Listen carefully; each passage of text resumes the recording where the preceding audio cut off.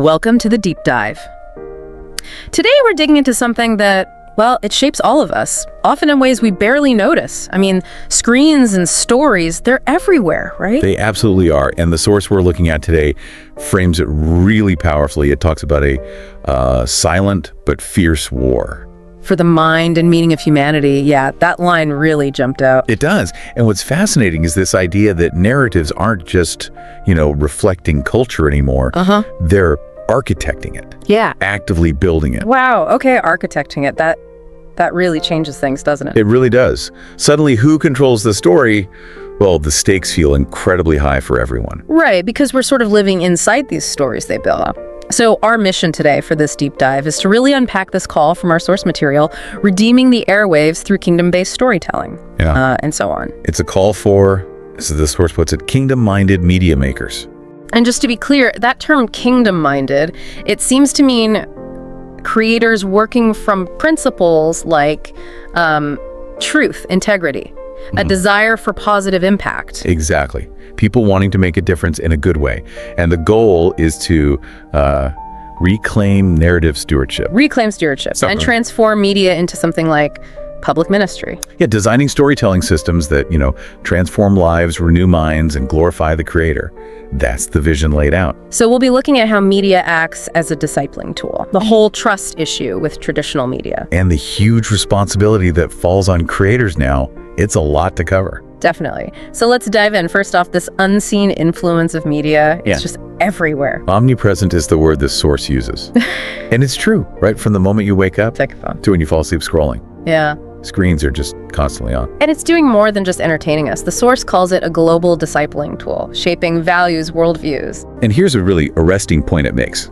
A meme, a podcast, a YouTube video, or a short-form TikTok clip can do more to shape public opinion than a decade of policy proposals or theological education. Wow.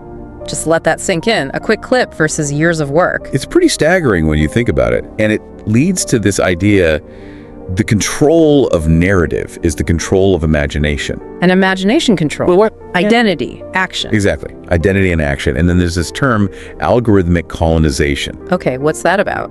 It's the idea that these unseen algorithms are essentially programming what we consume, what we believe, even who we become. So it's not just reflecting culture. It's architecting it, like we said, deeply shaping it. It really makes you think, how does this hit you personally in your daily life, your worldview? Oh, absolutely. I mean, even if I try to switch off, the echoes are still there. You know, on social media and conversations, it feels constant. That constant exposure. Yeah, and it often leads to just passive consumption, right? Endless scrolling, binge watching, we just absorb.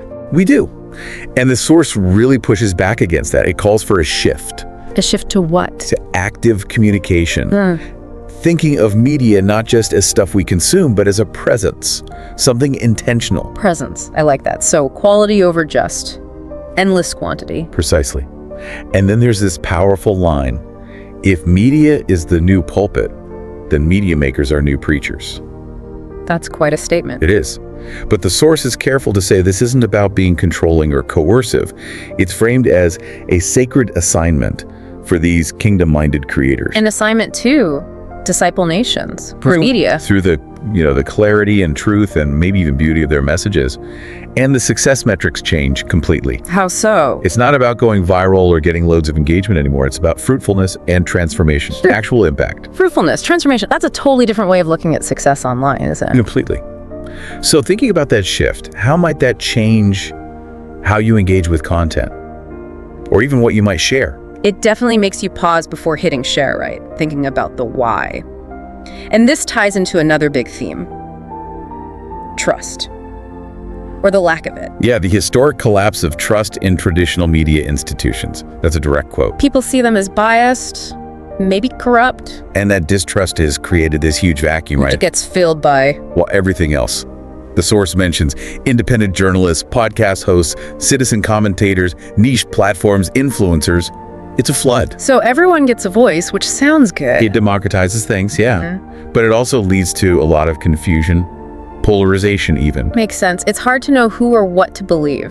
And that's where the source sees this unique opportunity for what it calls kingdom media. An opportunity to do what differently? To model integrity, to prioritize truth over partisanship and grace over clickbait. Grace over clickbait. That's a good one. It really is. Because trust, as the source puts it, has to be earned through consistency, humility, and moral clarity. It's not just given. It makes you wonder, how do you, listening right now, find those trustworthy sources in all this noise? It's a real challenge. It absolutely is. Now, the source doesn't just leave us there. It actually goes back to ancient wisdom for guidance. It starts right at the beginning with, "And God said." Portraying God as the ultimate communicator, right from Genesis, and using all sorts of methods. Yeah, not just words, a burning bush, a talking donkey, pretty diverse media. Yeah. And the whole Bible, from the law right through to Revelation, it can be seen as this grand media strategy. A media strategy. Interesting. And Jesus is presented as the ultimate model. The ultimate model communicator, perfectly uniting the message and the method. He was incredibly adaptable. How so? Well, he talked about nets to fishermen, seeds to farmers. He met people where they were in their language. Right, making it relevant. Exactly. And get this, the source mentions he used over 300 questions. 300, wow. Why so many questions? To engage people, right? To invite them to discover things for themselves, not just be told. That's very different from just laying down the law. Very. And his parables, too. They're highlighted as brilliant communication because they bypass defenses and enter through imagination. Sneak past the arguments and go straight for the heart, kind of. Sort of, yeah. Which leads to this really crucial concept. Ethical storytelling rooted in truth and grace. Okay, truth and grace, why both? Because, as the source warns, truth without grace can become cruel. Ouch. Yeah, I can see that. And grace without truth can become cowardly, just avoiding the hard stuff. So you need that balance. That framework seems really helpful, actually, for creating content, but also for consuming it, right? Absolutely. Yeah. Applying those ancient principles today. Okay, so shifting gears a bit to the here and now, the digital world, the source talks about the emotional and social responsibility of creators. Yeah, this is huge. How the stuff people create shapes emotional ecosystems. Emotional ecosystems, explain that a bit. Well, it brings in this psychological idea of mirror neurons. Basically, we often feel what we see others feeling. So if you watch something angry or upsetting, you can start to feel angry or upset yourself. Media transmits emotion, sometimes without us realizing the impact. which leads to this idea of healing versus harming through platforms. Exactly. The platforms themselves might be neutral tools, but the algorithms, well, they often reward conflict, drama, and outrage. Because that gets clicks and engagement, right? Right. Which can incentivize creators, maybe unconsciously, to produce more harmful or divisive stuff. Which makes the ethics around AI and content strategy even more urgent. Definitely. Concerns about authenticity, is this real? Biased data feeding the AI, emotional disconnection, job displacement, and consent, like with deepfakes. A minefield. Can AI be used positively then? The source says yes, it can be redemptive if harnessed for justice. But the key is the guiding principle. Which should be, Love not speed, not profit, not novelty. That's the direct quote. Love has to be the driver. that's a high bar, but a necessary one. Okay, let's talk social media specifics. Reels, likes, shares. Can we redeem those? Yeah, the source actually suggests we can. Seeing reels, maybe, as modern-day psalms. Short expressions of feeling, belief. Modern day songs, I like that. And likes and shares, not just vanity. Not necessarily. They can be seen as signals of resonance, maybe even part of a digital liturgy, showing what connects with people. But there's a danger too, right? The source warns against the idolatry of likes and followers. Oh, absolutely.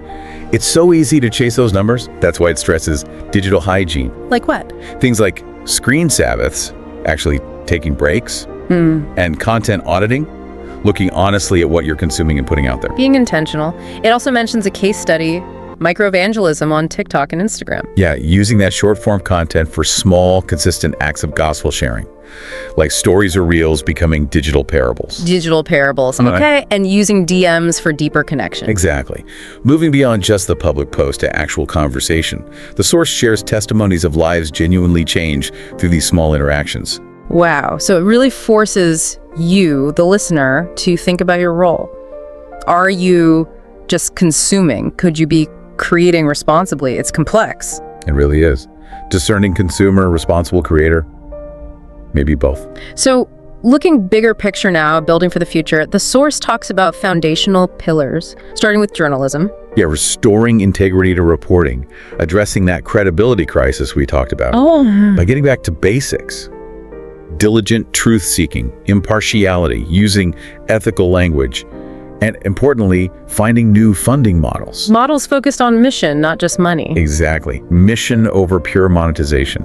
And it gives examples of faith-based news networks and media projects doing this well. Like who? It mentions things like Christianity Today, but also impactful narrative projects like The Chosen or Sheep Among Wolves, tackling big issues. Human trafficking, religious freedom. Yeah, but with real journalistic or storytelling excellence, it shows it can be done. That's really encouraging, seeing theory put into practice like that. What about longer form stuff? Books, blogs? Yes, publishing and long-form media. The source calls them legacy media, but still crucial. Why crucial? For depth, continuity, and intentionality. Things you don't always get from a quick clip or post. Right, the space to really explore an idea. Exactly. And Christian history, it points out, is full of examples of the transformational power of publishing. Think of tracts, books that spread ideas globally. It allows for slower, maybe deeper engagement, contemplative discipleship. That's the phrase. And it includes both spirit-led nonfiction, direct teaching, and prophetic fiction. Prophetic fiction, using stories again. Yeah, using narrative to bypass defenses and plant seeds of truth, just like those parables we discussed. It all connects back. Okay, one last crucial piece, the next generation. Yes, mentoring the next generation of creators. Yeah. This is presented as vital. What kind of mentoring? Intentional mentorship focusing on the whole person. Spiritual formation, creative discipline, and mission alignment, not just teaching tech skills. So heart and soul alongside the craft. Precisely. And starting early, equipping kids and teens with discernment, those digital hygiene habits we mentioned, and creative skills too. Makes sense to build those foundations early. And the source even suggests schools of kingdom media and storytelling, places that intentionally integrate faith formation with top-notch artistic training. Strategic hubs for the future of media, basically. That seems to be the idea, contributing to a media landscape that's more informed, more just, maybe more hopeful. Wow.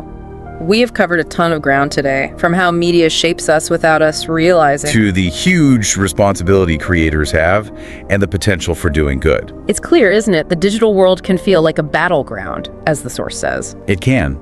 But it's also presented as this incredible opportunity, a powerful pulpit, a fertile mission field. If navigated with truth and grace. Right. The goal isn't just to be passive consumers anymore. It's about active engagement, discernment. And maybe even contributing, creating something meaningful yourself. Perhaps, yeah, with purpose. So as we wrap up, here's something to think about.